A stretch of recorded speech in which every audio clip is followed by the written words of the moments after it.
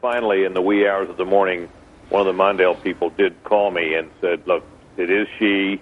She's on her way here by plane. She's going to stay in such and such a bedroom and this and that. And I was able to recover on radio a little bit. And then by morning I had the news and where she was and so on. But I'll never forget that night. She was a great friend out at Fox News after all that.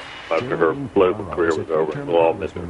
You know, you talk about her losing along with Mondale to Ronald Reagan and George H.W. Bush. She didn't go away, though, Britt. And do you think that there are women in politics today who are there because of Geraldine Ferraro? Well, she certainly, it's impossible to say that for certain, but she certainly broke the barrier.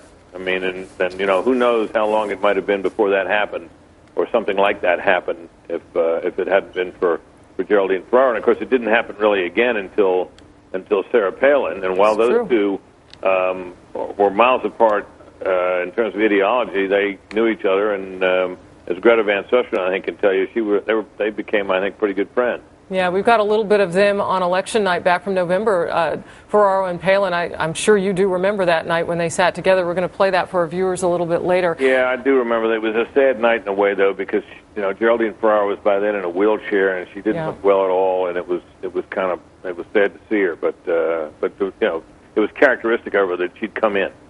Having do her part. Having worked with her here at Fox, Ferraro had that curiosity about life that made her share moments of brilliance. Just the way she thought about things, it was just so impactful for me as a journalist. I'm curious, what kind of impact did she have on you as a journalist? Well, she was.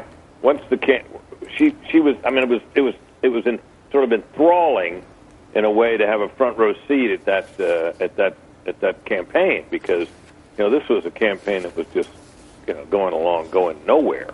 And the minute she was in it, everything changed, and suddenly it became an interesting campaign to be on. And so that's what I so vividly remember, was that she made such an immediate impact. Yeah. And she was interesting to cover. I must say, I was surprised that she was named, because Mondale had this series of news conferences with his vice presidential potential candidates out at his place in St. Paul, and when she came out, it was like all of us sensed that these news conferences were basically auditions. And Geraldine Ferraro was no shrinking violet. She and Mondale and company were very cautious people, and she comes out there and just said whatever she felt like. And I remember thinking at the time, oh boy, they'll never go for her, but they did, and it made a difference. As you're speaking, I wrote down two words: history and context. Of her day. That's what you give us tonight. Britt Hume, we're so grateful for that. Thanks for being with us tonight. You bet, Harris. Thank you. Tomorrow night on the Fox News Channel, watch our special tribute, Geraldine Ferraro, A Celebration of Life, hosted by Greta Van Susteren. That's tomorrow at 10 p.m. Eastern. Don't miss it.